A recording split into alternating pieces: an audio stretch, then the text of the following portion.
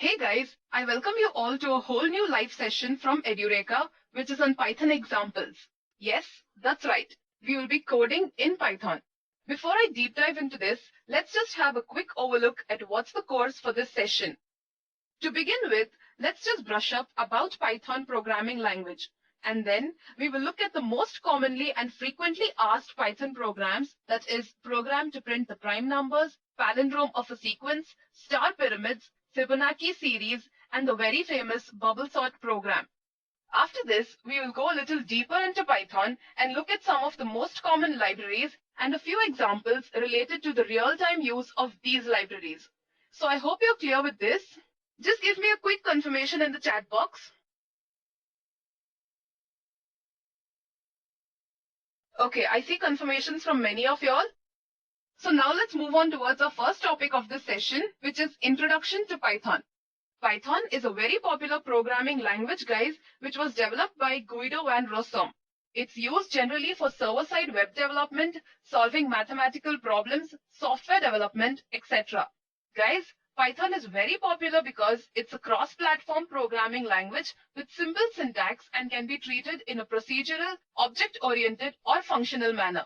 So with this, I think I've given you enough about why Python is famous and in demand. Now let's move on and see how to code in Python. Do not worry guys, it's very easy and at the same time very interesting. Here are some of the programs that we will be writing in this session today. The first program we are going to write is printing the prime numbers. I'll jump on from here to my Jupyter notebook. As you can see on the screen over here, I have a program that will print prime numbers for me. Do not worry, I will explain each and every line to you one after the other. First of all, let me just brief you about prime numbers. A prime number, as we all know, is a number that is divisible only by 1 and itself. So here is a simple program that helps us find the prime numbers. Do not look at the code and get scared because it's very simple. All I've done over here is I've made use of a small if-else block. I'll explain each and every line to you one after the other. Please concentrate and please do the same on your Jupyter notebook as well. If you have any doubts, please do let me know in the chat box and my team is going to reply to you. Okay, the first line of my code over here will help me take input from the user. So for that, what I've done is I'm making use of this input function. This function will allow the user to enter the input at runtime. You can actually directly give the input as well, but it's always better to take input from the user at runtime. So I'm doing the same over here. I've used this int over here because I want only integer inputs and I do not want anything else. I'm storing the number given by the user in a variable a. Now, my first thing that I have to check for is if the number entered by the user is greater than 1. Because if the number is equal to 1 or 0, it is considered to be even. So the user needs to supply an input which is greater than 1. So I hope you've understood till here. So now moving on towards the next line of our code. The next line of our code contains a for loop. So before explaining this for loop, let me just explain this range function to you all. The range function actually generates a list of numbers and allows us to iterate over them. So over here, as you can see, my first parameter is 2 and the second parameter is a, which is the number that is entered by the user. I've used 2 over here because I want the range function to start generating numbers from 2 and stop at a. And now, for every element that is present in the range of 2, a, if that number divides a and the remainder is 0, then a is not a prime number. Else, a is a prime number. So I hope you're understanding this. If any number in the range of 2, a divides a, which means if the remainder is 0, then the number is not prime. Else, the number is prime. And my last else block is for this if statement where I'm checking if a is greater than 1 or not. So if a is less than or equal to 1, then this else block is going to be executed, which will print the output that the number is not prime. So I hope you've understood this program. Now let me just run this and show you all how this works. Like I told you all, the first thing I was doing over here is asking the user to enter some input. Now let me give some input over here. I'll give the input to be 0 and I'll run this. As you can see over here, when I entered the number to be 0, it has returned that the number is not prime. which means this else block has got executed. And that is because this if condition is not met. Now let me give some other input and see what happens. I'll give the input say 8 and I'll run this. So as we all know, when I give the input as 8, we all know that 8 is not a prime number and hence I have the output that it is not prime. So I hope you're understanding how this works. Okay, let me give some other input and see how it happens. I'll give some number which I know is prime, say for example 5, and I'll run this. Okay, so when I gave the input to be 5, the output that is returned is prime, which means the number 5 is prime. So I hope you all have understood how to write prime number program in Python. Now moving on towards the second program of this session, which is to check if a sequence is a palindrome. A palindrome, guys, is a sequence of characters that reads the same in either direction. That is from the left-hand side to the right-hand side and from the right-hand side to the left-hand side. Say for example, the word madam or Malayalam or the number 121 or 00800, etc. So now I want my program to check whether the sequence is a palindrome or not. To do so, I have a very simple code over here wherein the first line of my code allows the user to give some input and that input is stored in a variable A. In the second line of my code over here, I have another variable B in which I'm going to store the reverse of A. A of : -1 will help me reprint a reversed copy of A into B. Now after doing this, all I'm going to do is use the if block and check if A is equal to B. And if A is equal to B, then the output I want to be printed is a palindrome. Else, if this condition is not met, which means if A is not equal to B, then it's going to return the output that the sequence is not a palindrome. Now I'll just hit run and see what happens. As you can see, it's asking me to give some input. So I'll enter some input over here. Say I will use 232 and I will run this. As you can see, when I gave the number as 232, which reads the same from LHS to RHS and from RHS to LHS, it has returned that this is a palindrome, which means the if block is executed. Now let me give something else and see what it returns. As you can see, when I give the input as 321, it has returned that this is not a palindrome, which means the else block is executed. Now let me give some string and see what happens. As you can see, when I gave the input as Edureka, then it has returned that this is not a palindrome. So I hope you all have understood these two programs. Just give me a quick response in the chat box. And if you have any queries, my team is always here to reply to you all. Now let's move on towards the next program of this session, which is printing star pyramids or asterisk pyramids or triangles. As you can see on the screen, I just have two lines of code in my function. The first line is a for loop and the second line is a print statement. The first line helps me generate numbers from 0 to R. If I do not specify from where it has to start, the range function will start generating numbers from 0. And R is the limit that I have specified as the number of rows that I want in my output. As you all can see on the screen, I just have a 4-line code that is going to help me print 3 types of asterisk triangles or pyramids. Now let's move ahead and see what exactly this code is doing over here. In the first line of my code, I've actually defined a function. To define a function, all you have to do is use the def keyword and give some name to your function. In my case, the name of my function is pyfunc, and I've passed one parameter to it, which is R, and R is the number of rows that I want in my asterisk triangle or pyramid. In this function, I just have 2 lines of code, after which I'm calling the function. Now, within the function, I have a for loop and a print statement. Now, with the help of just these 2 lines, I will be able to print the kind of sequence that I want. All I'm doing over here is I'm using the range function, and I want range function to generate values from 0 to R. As you can see, I've just given one parameter to this, which means I'm not telling from where it has to start.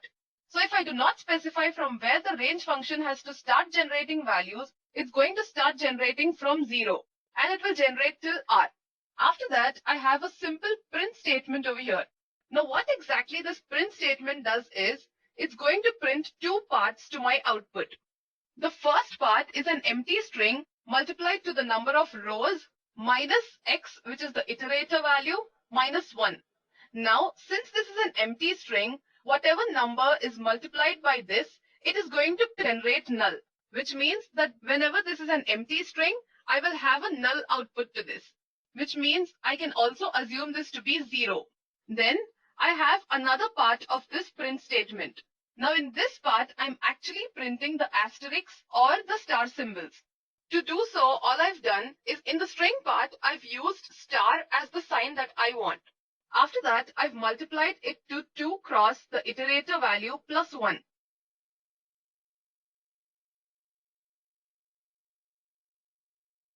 First time, the iterator value is going to be 0. So I will have an asterisk, that's a star, multiplied by 2 into 0 is going to give me 0 plus 1, which means star into 1. Now, the output I'm going to have for this is a single star. So after the first iteration, the output to be produced is 1 star. And the same thing happens over and over again for the range of r. Now let me just run this program and show you all how this works. As you can see over here, r value that I've specified is 4. And when I run this, I have a triangle that's printed with 4 rows. And like I told you, the first line of my output when x is equal to 0 is 1 star. And when x value gets incremented, I have the following sequence. So I hope you all have understood how to print an asterisk triangle. Now let's move on and see how to print an asterisk pyramid. Don't worry guys, you don't have to write another program for that. In the same program and one small change and you will have a beautiful different output. And let's see how to do that. My function is going to remain the same. My loop is going to remain the same. All I want is some space before the first asterisk symbol. So what I'm going to do is, to this null string, I will add a space character and I will run this. As you can see, when I inserted one space to this empty string, I've got this beautiful pyramid over here. Now what if I want the triangle to start from the right hand side and move towards the left hand side? Don't worry, you don't have to rewrite the code. One small change to the same code is enough. So I hope you all see that. I just inserted 2 white spaces over here and then I hit run and you can see that the triangle has started from the right hand side and is moving towards the left hand side. Now let me just explain to you all what exactly the space is doing over here. When there was no space, the print statement was printing a null over here, which means there is nothing over here. But when there's one space, it's going to multiply this one space value with r minus x minus 1, which in our case is r, which is 4. And for the first iteration, the x value will be 0. So 4 minus 0 minus 1, which is going to give me 3 as the result. One space character multiplied by r minus x minus 1, which is 4, minus the first iterator value, which is 0, minus 1. And the output I'll get for this is 3 space characters. One space character into 3. One white space character into 3, which is going to give me 3 white space characters. Now let me just move on towards the output and show you all where the first asterisk is present. I'll just draw a line over here. As you can see, the first asterisk symbol has 3 white spaces preceded to it. And the same way it happens on all the lines. So as you can see, my first asterisk symbol has 3 white spaces preceded to it. So I hope you all have understood how to print star pyramids or star triangles. Okay, now moving on towards the next program of this session, which is writing a code to print the Fibonacci series. I'll jump on to my Jupyter notebook. I'll erase all the drawings and I have a code over here that will help me print the Fibonacci series. Now, what exactly is the Fibonacci series? Guys, Fibonacci series is a series of numbers in which each number is the sum of two preceding numbers. By definition, the first two Fibonacci numbers are 0 and 1. So, I'll just show you all a Fibonacci series example to you all. So as you can see over here, the first two numbers of the series are 0 and 1. And the third number is the sum of the previous two numbers. So my third number is 1, which is the sum of 1 and 0. And then I have 2, which is the sum of 1 and 1. Then I have 3, which is the sum of 2 and 1, and so on. So this is what Fibonacci series means. Now let's move on and see how do I write a code in Python that will help me print this series. Like always, my first line of code over here allows the user to enter the number of terms that he wants to see in the output. And I'm storing this to A. Next, I've specified my first element to be 0 and the second to be 1. Because these two numbers by definition are the first two numbers of a Fibonacci series. Then, I have a small if-else block over here that is going to help me print the Fibonacci series. The first thing that I'm going to check over here is if A is less than or equal to 0. If the number of terms entered by the user is less than or equal to 0, then the series is going to contain only 0 as the output, which is the first element. So if the number of terms entered by the user is greater than 0, then it will go into this else block. Now what exactly is happening over here is, the first thing that is to be printed is the first number and the second number. For this else block, the number should either be equal to 1 or greater than 1. So, when the number is greater than or equal to 1, the first number and the second number, which is 0 and 1, needs to be printed in the series. So for that, I've used this print statement and I've used this end method over here, and I've told that this end should end with a space character. So I've printed the first two numbers and then I'm using this end function. So first, I wanted to print 0 and then 1 and end with a space character. In Python, end comes as the parameter of the print statement, which by default is /n or the next line character. But in my case, I've changed it from the next line character to a white space character. You can change to anything you want. You can also use commas or colons between your series. Since I want white space characters, I will leave it as a white space character over here. Now, if the number entered by the user is greater than 1, then the next block of code is going to be executed. Like I've already explained the range function to you all, here the range function is going to produce items from 2 to A, where A is the limit that is specified by the user. And using this for loop, I'm going to iterate over each of the elements that is produced by this range function. What I'm going to do after that is, I'll be using this next function. This next function actually returns the next item from the iterator. So what I've done is, I've equated this next to first plus second, which means in the first case, the first element is 0 and the second element is 1. So next, which is the third element, will be 0 plus 1 and this will also be 1. So as you can see, the third element will also be 1. Now after that, all I'm going to do is print next and end with a space character. After this, my second element is going to become first and the next element is going to become second. So I hope you're understanding how this sequence is proceeding. Initially, 0 and 1 are first and second elements. And after one iteration, this one becomes the first element and this one becomes the second element. And after the second iteration, this one becomes the first element and this 2 over here becomes the second element. And that goes on until it satisfies the number of terms that the user has entered. Now let me just hit run and show you all how this works. I'll give the terms to be say 6 and I'll run this. As you can see, I have 6 elements of the Fibonacci series as my output. Now let me give some other number and see how it works. This time I will give the input to be 0. As you can see, when I entered it to be 0, then it has given me the output that the requested series is 0. This is because 0 is the first element of a Fibonacci series. Now let me get back to my presentation and see what is the next program of this session. The next program of this session is bubble sort program. I hope you all know what this bubble sort actually does. The bubble sort algorithm is actually a very simple sorting algorithm that repeatedly steps through the list, compares adjacent pairs, and swaps them if they are in wrong order. This is done until the list is sorted. Now let's move ahead and see how to write a code that will help us implement the bubble sort algorithm in Python. As you all can see over here, the first thing that I've done is defined a function.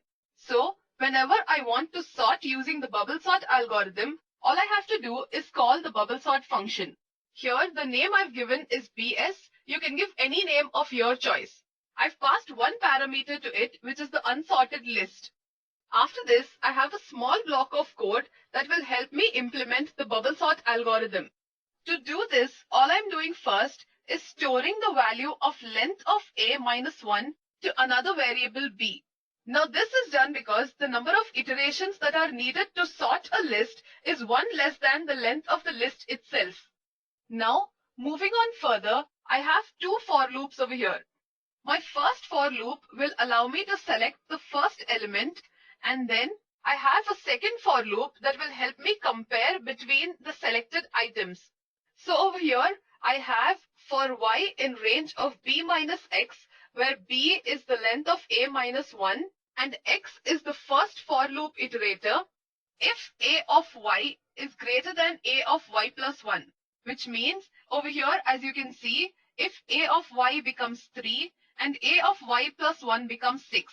So if a of y is greater than a of y plus 6. So if a of y is greater than a of y plus 1, then swap this, which means a of y comma a of y plus 1 will become a of y plus 1 comma a of y. So if 3 is greater than 6, then 3 and 6 will be swapped. So in the first iteration of here, since 3 is not greater than 6, this will not be swapped. After this, my second for loop will take 6 as the first element and compare it with 1. So over here, a of y will be 6 and a of y plus 1 will be 1. Since 6 is greater than 1, these two will be swapped. After that, it's going to check between 6 and 8. So between 6 and 8, 6 is smaller than 8, so they will not be swapped. So I hope you're understanding this. After the first iteration, my list is going to look something like this. So I'll have 3, 1, 6, 8.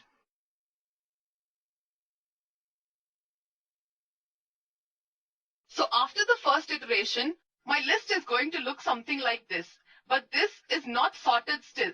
So for this, what happens is my loop will go back to this first for loop and it will select another item and compare between adjacent pairs. So I hope you've understood how this bubble sort code actually works. Okay, now let me just erase this and run this code. To run the code, you can just use Shift Enter, or you can also use Control Enter. Just notice the difference between Shift Enter and Control Enter. When you use Shift Enter, it executes the code and passes on the control to the next kernel. But when you use Control Enter, it's going to execute the code and the control is going to remain in the same kernel. So as you can see, I have a sorted list as my output. So I hope you all have understood how to implement the bubble sort program in Python. If you have any queries, do let us know in the chat box. My team is here to reply to you all. So now moving on towards our presentation. We are done with few of the basic programs for this session. Now moving on towards the next topic of this session, which is Python libraries. Guys, Python libraries are actually collection of modules which are reusable chunks of code. Now these chunks of code are nothing but methods and functions. They can be reused whenever you want by just importing them. And they are used for implementing machine language, web scraping, solving scientific and mathematical problems, etc. In today's session, I'll be covering the following 4 libraries, which is NumPy, Matplotlib, Pandas, and Beautiful Soup. So moving on towards the first library of this session. NumPy is a library for Python programming language, adding support for large multi-dimensional arrays and matrices.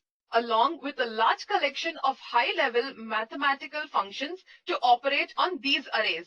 It also provides tools for integrating C and C++, etc. Now let's move on towards our Jupyter Notebook and see how you can actually use this NumPy library. To import the NumPy library, all you have to do is use import NumPy as NP. Now this is a very common method. Here, NumPy is the name of the library, whereas NP is an alias name. You can also import this library by its original name, which is NumPy, or you can also use from NumPy import star, which is going to import everything that is present in the NumPy library. I'll just execute this code. I'll hit Shift Enter because I want the control to be passed to the next kernel. When you see a star next to the kernel on your Jupyter Notebook, it means that the code is being executed. And when it is done, it gives a number. To create a NumPy array, all you have to do is give a name to your array and equate it to np.arange of whatever length of items you want in that array. So here I've given 8 and I've printed this array. Array.array type, and it is not numpy.nd array type. So the arrays of array module are different and NumPy arrays are different. Now moving on towards the next attribute of this NumPy array.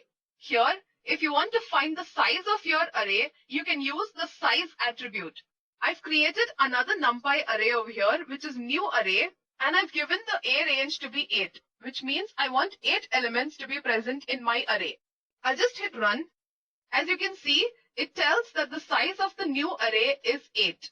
Now let me try to use the size attribute with A, which is not a NumPy array, and see what happens. As you can see, when I run this, it has thrown an error, which is an attribute error. And it says array.array object has no attribute size. To find the size of a normal array, you can use the len function, just like how I've done over here. So the length of A is 4.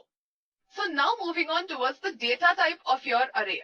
Here, I've created an array AR as a NumPy array, and I want to know what type of elements it stores. I'll just use ar.dtype and hit run. As you can see, the data type is int32. Now, if you want to know the shape of your array, all you have to do is use the name of your array dot shape, which in my case is ar.shape, and hit run. As you can see, I have a one-dimensional array with 8 elements, and that is the shape of my array. Now, if I want to reshape this array, I can do that as well. To reshape my array, all I have to do is use the reshape function. And here, you will have to specify what kind of reshape do you want. So here, originally, I have a single row and 8 columns in that. When I'm using reshape, I've given 2, 4, which means I want 2 rows and 4 columns. I can use the other way around as well, 4 rows and 2 columns, which I've specified for my new array. Let me just hit run and show you all what exactly happens. As you can see, when I use the reshape function with 2, 4, it has returned an output with 2 rows and 4 columns. And when I used 4, 2, I've got 4 rows and 2 columns. So I hope you've understood how to use some of these attributes. Now let's move on and see what kind of operations you can perform on NumPy arrays. In case you want to increment the values of your array, all you have to do is this. Just give the name of your array and specify whatever value you want it to be incremented by. So here, I want to increment the values of AR by 1. So I've used AR plus 1. And then I've printed my array AR. Let's see what happens when I run this. As you can see, for the first print statement, it has returned an output by incrementing all the elements present in A by 1. And please note guys that the original array AR has not changed. So when I increment the value, I've got another output, but my original array AR is unchanged. Now let me try to subtract something from the original array AR. As you can see, an output has been returned with all values of A reduced by 1. Like I've already told y'all, the values of AR don't change. This is just the output for AR minus 2. Same way, you can multiply your array as well. And if you want, you can divide it as well. Here, I've divided the array AR by 3 and I've printed the result into another array X. And when I find the data type of this x, it has returned that it's float type. As you can see, I have all float values in x. So I hope you've understood this. Now let's try to solve some linear equations using the NumPy array. As you all can see over here, I have two arrays A and B. Now let me just show you how it actually looks. My array A looks like this and my array B is this. I want to find some two unknowns, that's x and y. All I'm going to do is, this is my array A, this is A, and here I want some unknowns x and y.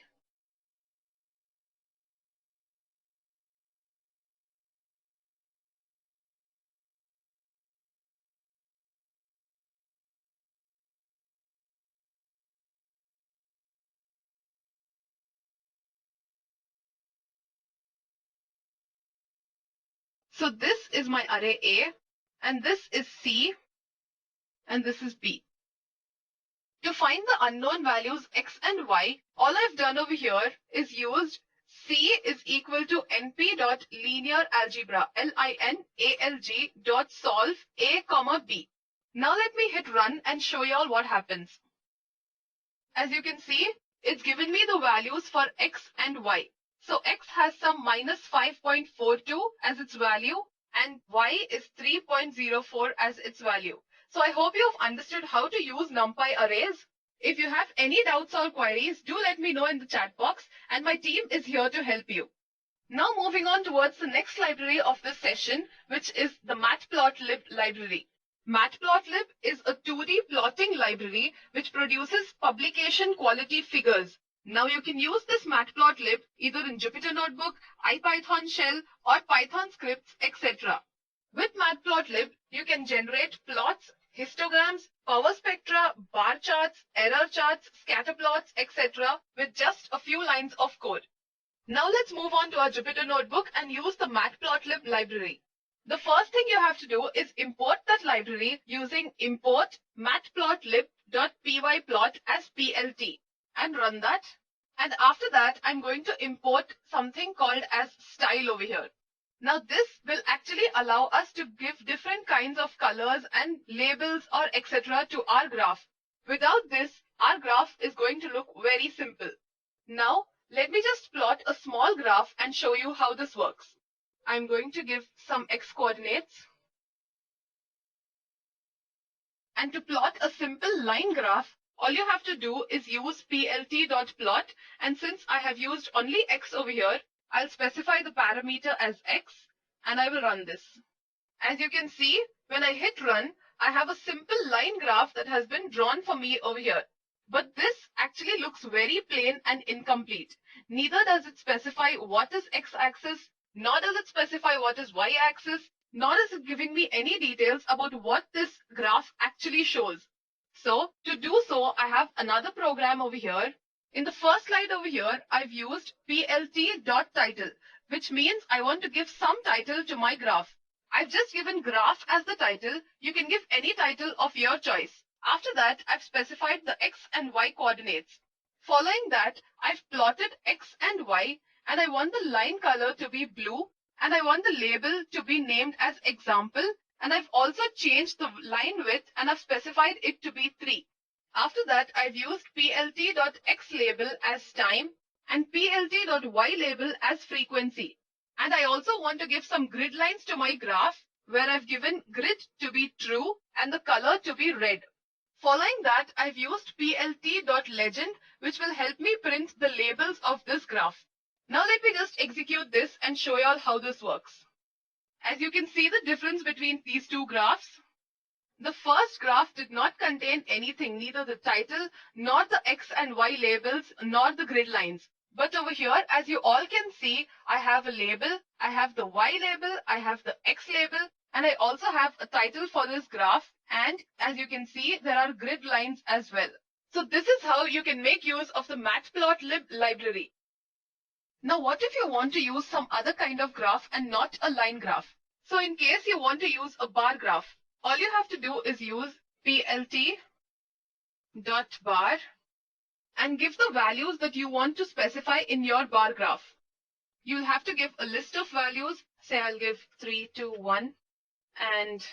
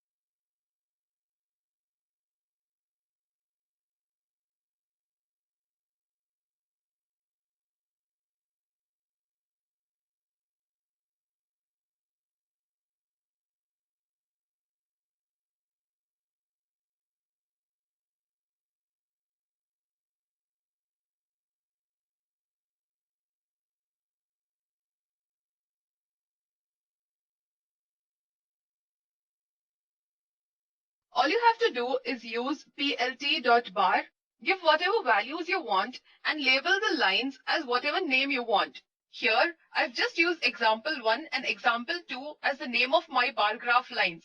I'll just execute this and show you all how it looks. As you all can see over here, I've printed a bar graph. The same way, you can plot different types of graphs, such as a scatter plot or a histogram. If you want to plot a scatter graph, all you have to do is use plt.scatter, and when you want to print a histogram, you can use plt.hist. For more details about this, you can let me know in the chat box and my team will reply to you all. Now let's get back to our presentation and see what is the next library that we'll be covering in this session. The next library that we'll be covering under this session is the pandas library. Now pandas actually stands for panel data. Using this library, you can do data manipulation and analysis. This library is actually built on top of NumPy. To install this library on Anaconda platform, you can just use conda install pandas, or on IPython shell, you can use pip install pandas. Now let's get back to our Jupyter notebook and see how to use this library. The first thing that you will have to do when you're using this library, as always, is to import the library. And over here, I've imported using import pandas as PD. So wherever I have to use this library name, I'm going to use the alias name, which is PD. After that, I'm going to hit run.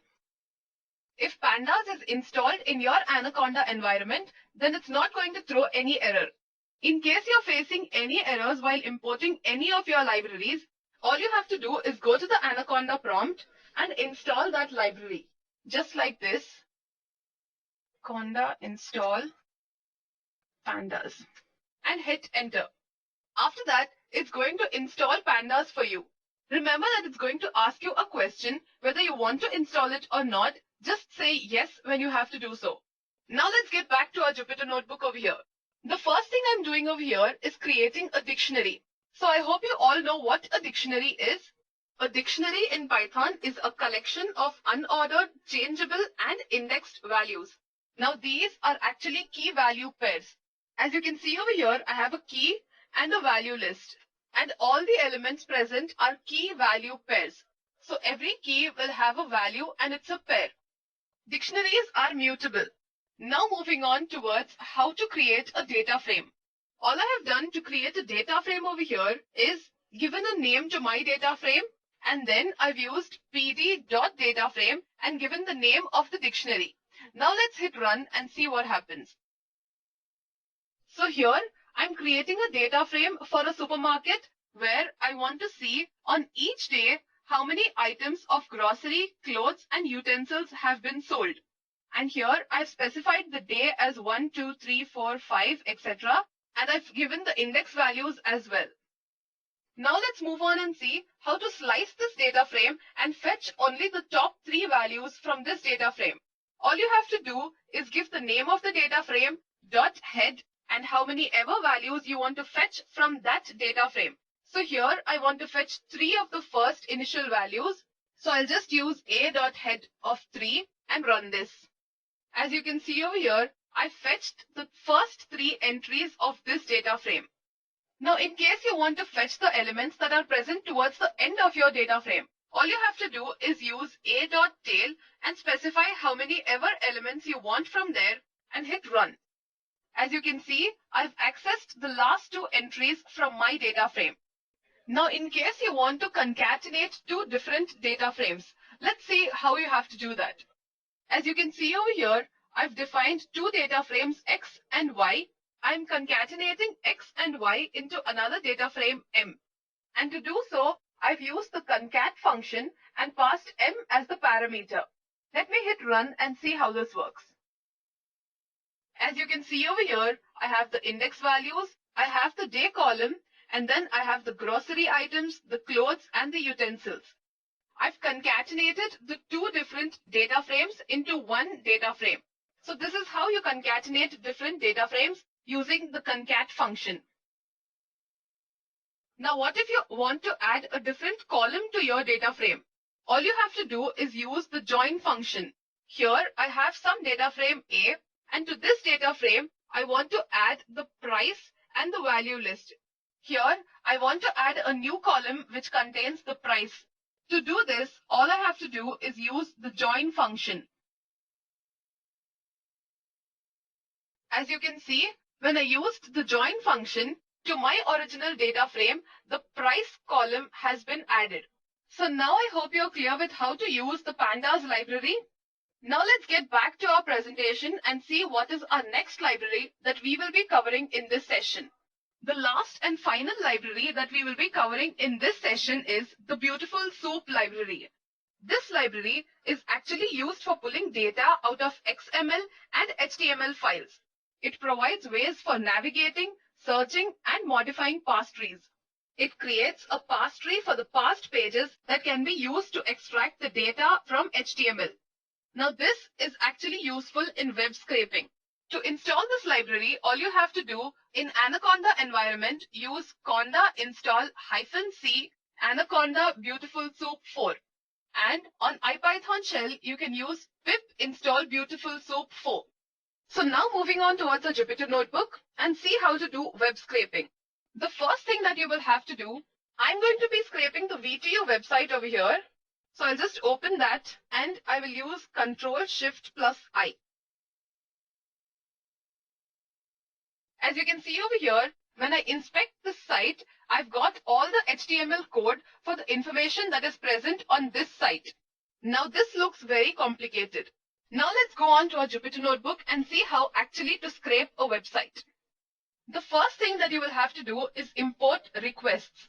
Now this library actually helps us for making HTTP requests in Python. Without this, you cannot extract any information from any site. So I'll just import this and hit run. After which, from BS4, I will import the Beautiful Soup library. And then I've done something very interesting over here.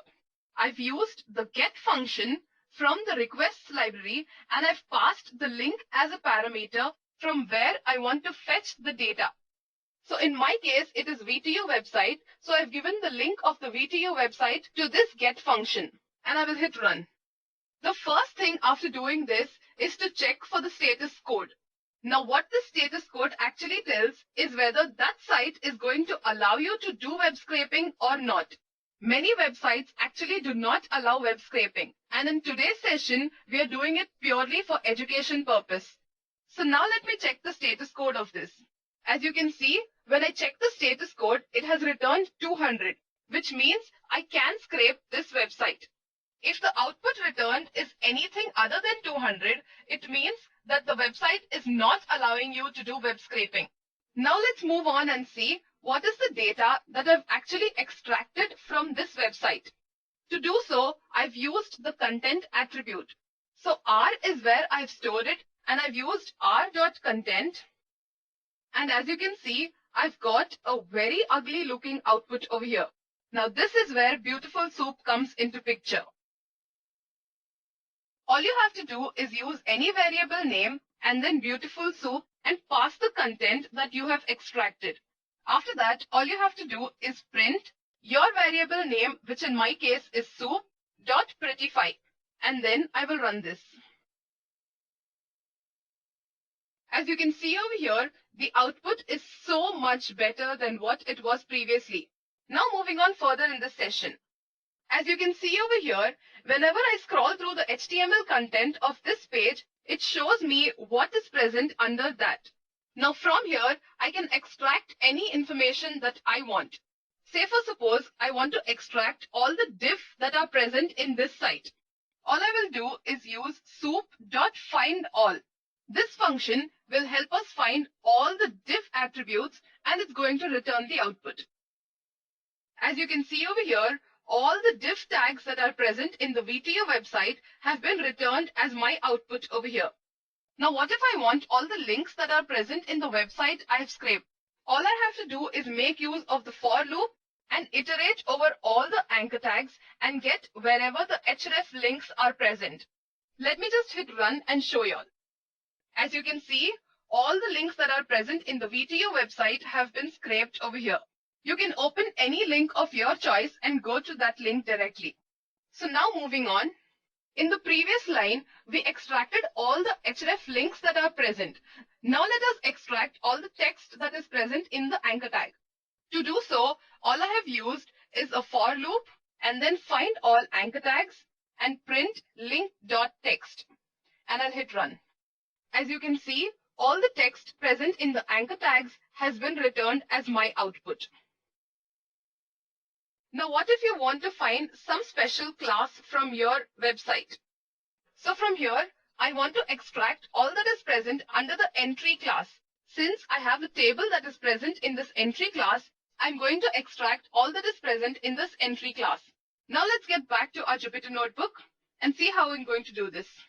All I have done is find all and I've specified the tag as section and the class as entry. And then I'll hit run. And I've saved this to a variable named Z. As you can see, all that is present in the entry class has been returned over here. Let me extract the text that is present in the entry class. To do so, I'll just use a for loop to traverse through it and use x.text. As you can see over here, all the text that is present in the entry class has been returned as my output. So in case I want the content from some specific line, all I can do is use the same for loop and then print x.contents and specify the line number .text. As you can see, by doing this, I've extracted only that text which is present at the place where I have specified. Now what if you want to extract the table that was present over here? That is this table specifying the serial number, the name of the college and the USN code. All you have to do to scrape a table is, for every element that is present in Z, where Z already holds the entry class items, I'm going to iterate over all the elements that are present in this Z, which is the entry class content, and I'm going to print x.table. Over here, I'm just storing it into another variable as S. Now I will run this and show you all what happens. As you can see over here, I've extracted the table, but I do not want these tr and td tags. To do this, I'm going to write a small block of code. Over here, I will use the for loop and I'll give any iterator name. Here, I've given the iterator name as row, and for every row that is present in the table and for every cell present in that row, I want to print it. Now let me just hit run and show you all what happens. As you can see over here, I've scraped the table just using two simple for loops and storing them in a variable. So I hope you're clear with this. If you have any doubts, do let me know in the chat box and my team will reply to you all. So this was our last topic of this session. I hope you've enjoyed and learned something new. Please make sure to practice as much as possible and share your knowledge with others, because this is how you learn and remember. If you have any queries or suggestions, Please do let me know in the comment section and I will revert to you at the earliest. Take care and goodbye.